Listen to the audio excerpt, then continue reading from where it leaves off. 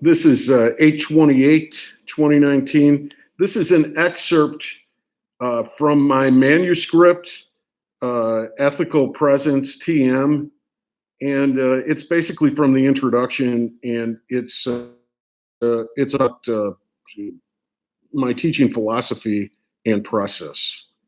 Okay, so I teach and coach leadership skills to lawyers, but not only lawyers, actually, and other professionals. Now, the problem with lawyers is that they think they know everything, and also they say that they want to have more self-satisfaction in their work. They want to have higher ethics. They want to have more creativity. They want to expand. They state this. But they're not willing to put in the time that you have to put in order to do this. And I'm not saying this just out of personal opinion. This is from hard-won experience. I have spoken with many lawyers, law school administrators, operating officers of law firms, and the answer is always the same, that they want to work on their humanity and they think my credentials are strong and they think my approach is interesting, but they don't want to put in the time. It's like, oh, we'll give it an hour a week. There's more important thing. The more important thing is what? Well, the more important thing is making money. But here's the deal. If you want to say that this idea of ethics and self-satisfaction and humanity is important, then that has to be applied to you're making money. You have to see this as a value, okay, for real. So this is a problem, and it's not only the lawyers. I did the same thing with executive education programs. I went to all these different executive education programs. One thing's very interesting too. They talk to you. They're very warm. Again, the credentials, the ideas, they act excited. They set up a follow-up, and then they never get back to you. And then they also want to do things where they want to put you into a humiliating type of position where you're supposed to go with your hat in your hand like a vendor trying to make a sale. They want everybody to be a salesman. But here's how teaching works. You don't sell somebody.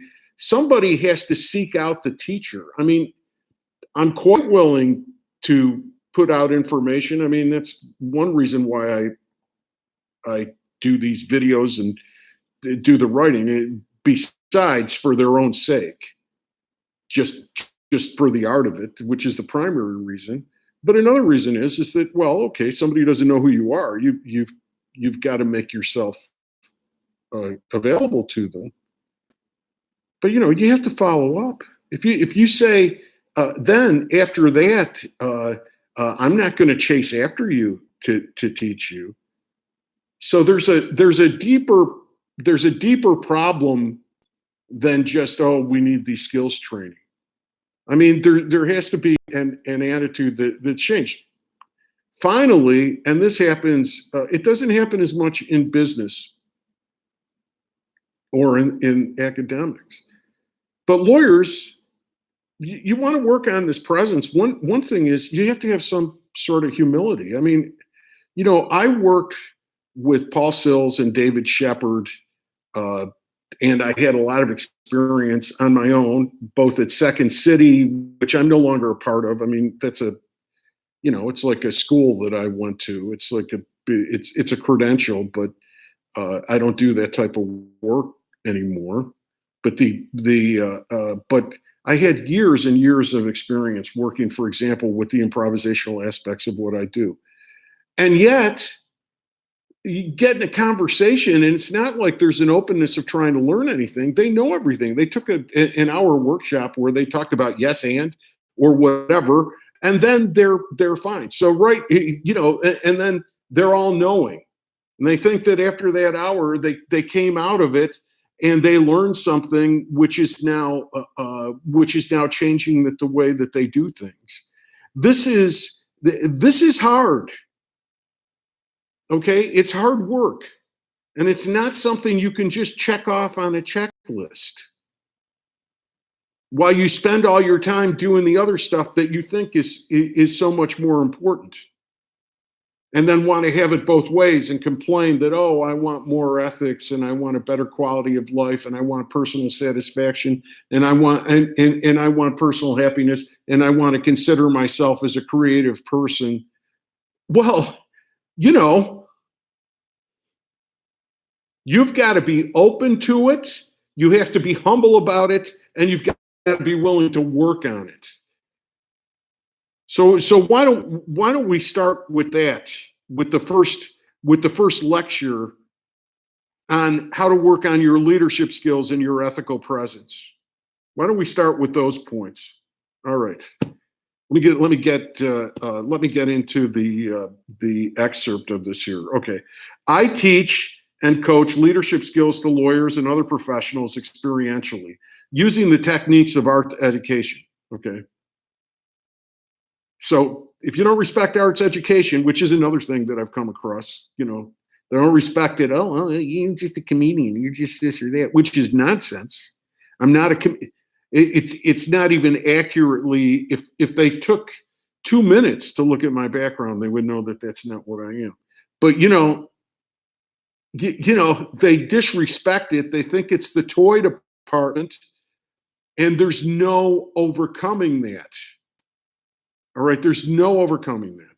So the first thing is I use the techniques of arts education. If you have a respect for that and you think it's necessary, you might find what I do to be useful to you. I don't teach a method of leadership. I facilitate a process where students can create and discover their own unique ways of achieving and embodying the values necessary to lead effectively. Okay, this is anything that says, oh, these are the tips, these are leadership tips, these are communication tips, these are the things that you do, here's the checklist that you follow. It doesn't work that way. If you're talking about creativity and you're talking about personal character, which is basically what ethics drives at, because by the way, I don't teach ethics per se. I'm not an Aristotelian ethicist. I don't even teach the rules of professional conduct to lawyers or such. I teach applied ethics. In other words, what are the skills that you need as a human being to engage in ethical behavior? This is what I teach. And these skills, all the human skills, there's universals about them, but they're all individual. In other words, I have a friend that writes like I do online and has like a journal. This friend doesn't write anything the way that I do. He's a good writer. All right. He's a good writer. We're two different individuals.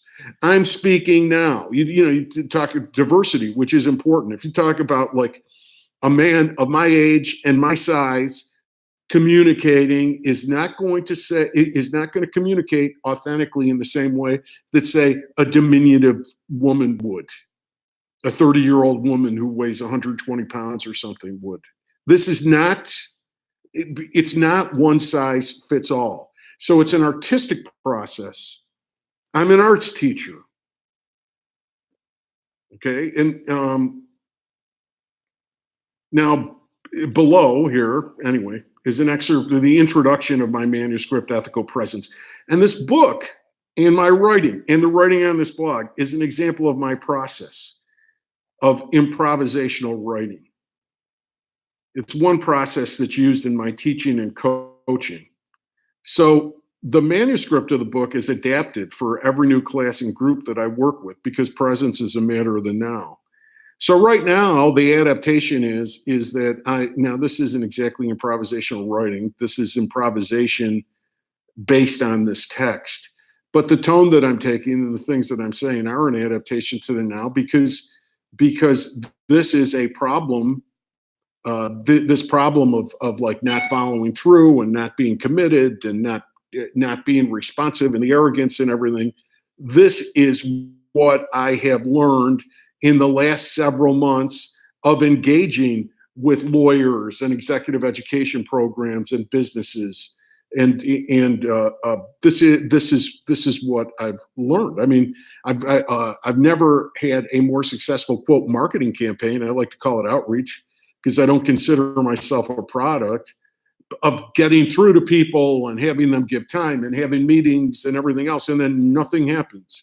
And the reason why nothing happens are for the reasons that I stated above. So I told you this is an arts approach. And please see my website if you have more interest in my background and my work, because that website really tells the entirety of the story. I mean, it has everything. My blog is on there. There's all sorts of media on there. There's a very extensive CV and biography section, and there's descriptions of basic pods that I use in my teaching. So but this is something that requires a little bit of effort on your part, not a lot.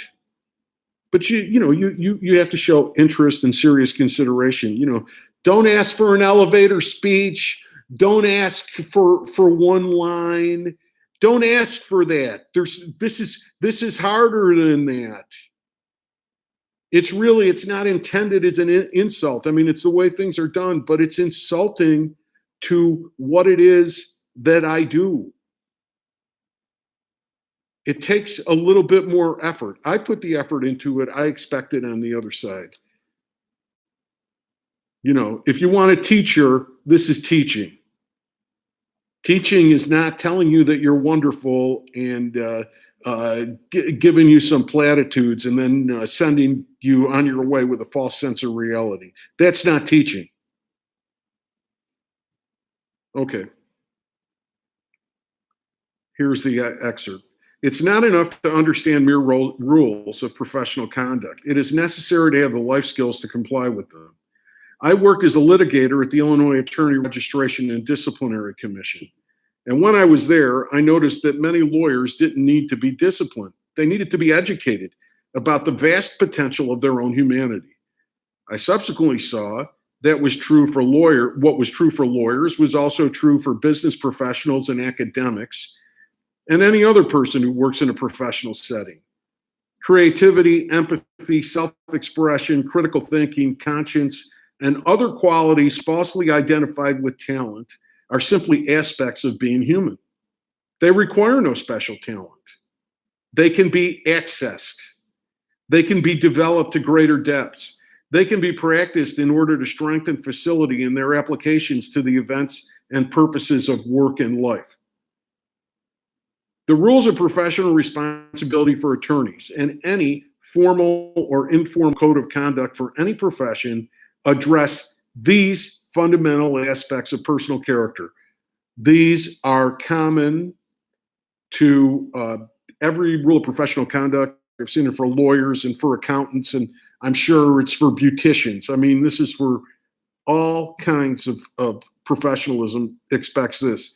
Competence, diligence, communication, honesty, don't lie, honesty, don't steal, and civility.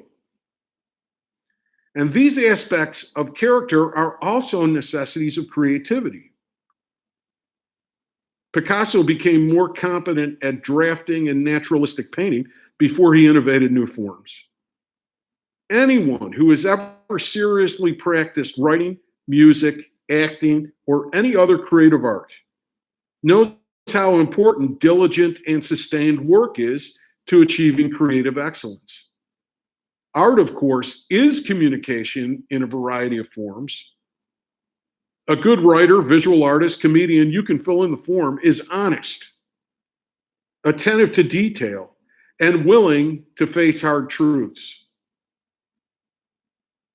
Artists who collaborate need the virtue of civility, the emotional intelligence to be able to understand their own emotions and unconscious fears and desires, and the emotions and unconscious fears and desires of other people.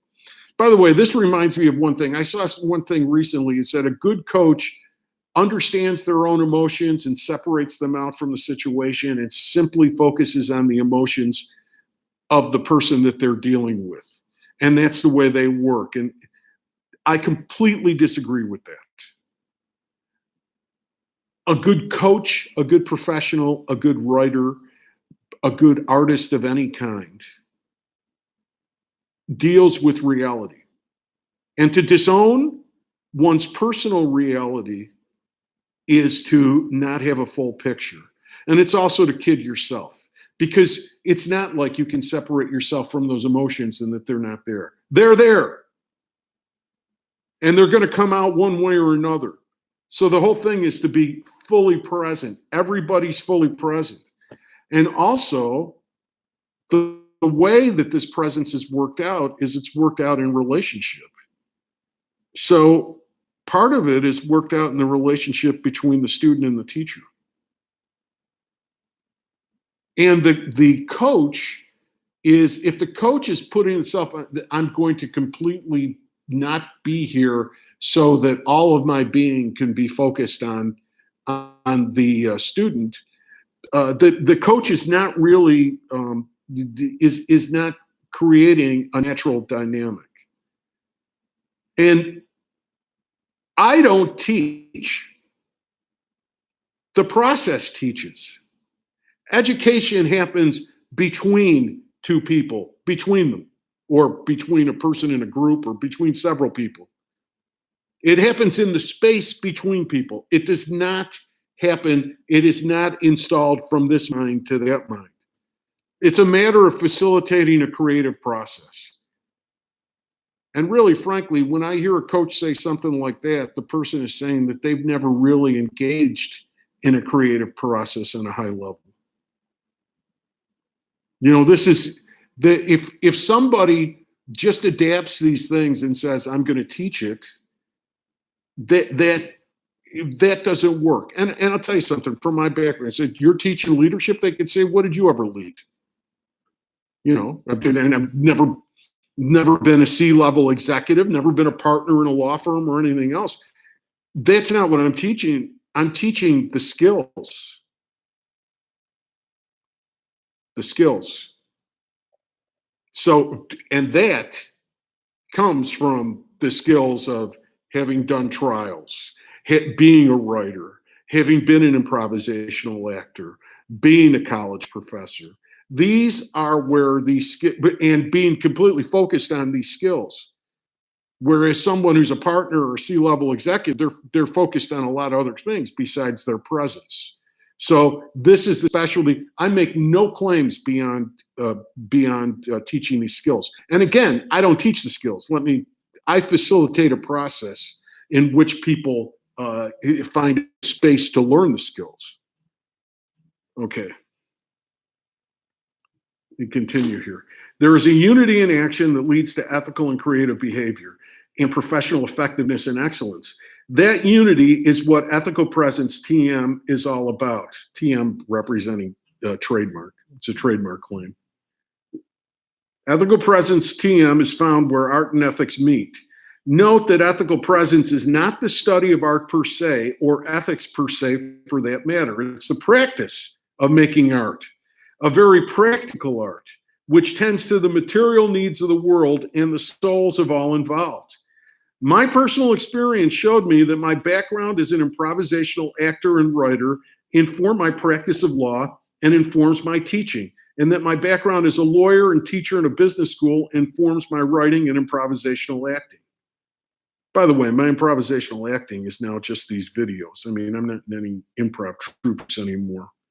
Life, work, and art are different perspectives regarding the same action. And let me say this, I taught at the UIC College of Business, and a big reason why I'm not there anymore, I was there for 5 years doing this, is that frankly, I think that the approach is now a superficial approach that I don't fit into. So this is related to what I was saying on top.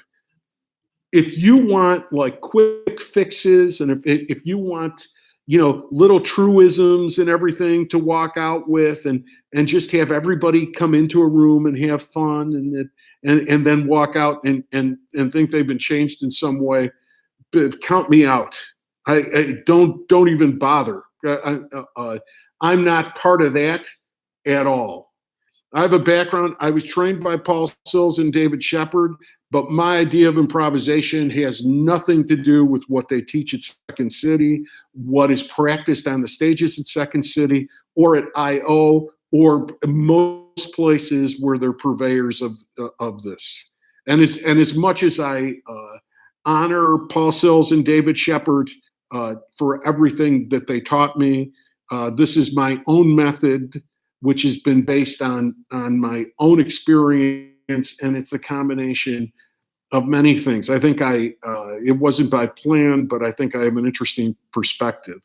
Lawyer at a fairly high level, litigation counsel, the improvisational actor at a very high level, improvisational teacher, college professor. This varied and diverse career has, in which I've basically been working with this my whole life, gives me my particular perspective. Okay. Ethical presence can't be learned in the abstract. It's like, for example, if you just listen to this and say, "Oh, I learned something about ethical presence," you didn't learn anything. I mean, what it did is it gave you some awareness of what it is. But it can only be done if you work hard on it. The most recent personal experience I have of this is with my writing. In 2015, I believe, it might even been 2014, I began writing the Rick blog. And the writing has transformed and evolved. I personally think it's been getting better, but sometimes transformations aren't a matter of getting better. It's just following to another type of authenticity. But in this case, I think both things have happened. And they happen because I just work on it every day. Even the days when I don't put anything up there, I'm thinking about it. I mean, it's a very big part of my life. That's if you want to add an artistic approach into your life, that's what you have to do. This isn't something that you can just flit on and touch on. It's like my idea is that basically that living can be an art. That your medium can be your life. That you can use, which doesn't discount the other aspects of what you do, of what you do professionally, or in any other way. But you can approach it as an art form. You can make choices, and you can actually bring not beauty in the aesthetic sense of being pretty, but you can bring beauty to what you do. But that is a huge endeavor. And it's hard.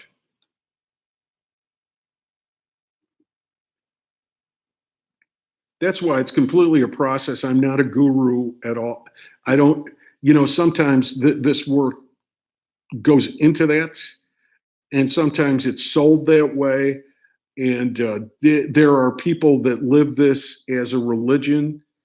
Difference between art and a religion is the individuality of art. An artist makes an individual, they can also belong to a communal religion, a group religion. But an artist makes a religion for him or herself. A way of, it gets at the same universal values that all religions do. They all have common values. But the artist creates their own particular individual sense of the sacred. So it's like, it's this unity it's from the base of universality, but it's done in an individual way.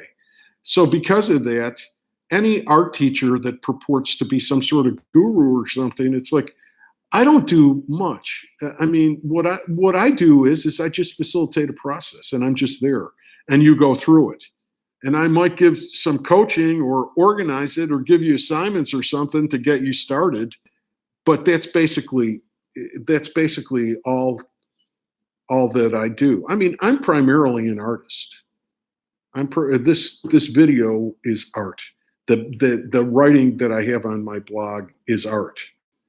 That's really that's really where my artistic pursuits are. And as a teacher, I read once a line that said, "What an artist should do is teach a low grade version of their art." Low grade meaning not that it's inferior in any way, but basically that you do it for beginners or people who want to become acquainted with it, or people with less experience of it. It's not even an apprenticeship. It's just a way of introducing people to a way of doing things. That's all I'm offering here. You got to come up with a lot. I've already done it, and I'm still doing it. But there's got to be some meaning of seriousness between the seriousness of the teacher and the seriousness of the student. You know, I'm not going to the YMCA and rolling out basketballs and handing out towels at the shower so the kids get some exercise. This is serious work. So this is a practical book when I'm talking about the manuscript. It's practical work. Make the abstract concrete. This manuscript that I'm reading from and its companion courses and coaching strategies are created to help foster the skills of ethical presence TM. Ethical presence TM, when competently and diligently practiced, helps the individual care for her material needs, be of service to others, and meet the soul's requirements for personal peace, happiness, and satisfaction. Those may sound like big claims, but they are not. All that a book and a course can do is orient your thinking. You have to do the hard work. I look forward to seeing that work in our class and hearing about the service, success, and personal satisfaction that you will create in your own special way through your work in the turmoil of the world. Now, here's a quote from Robert Bresson. I think I'm pronouncing that right. The artist is someone who is unable to do things as others do them.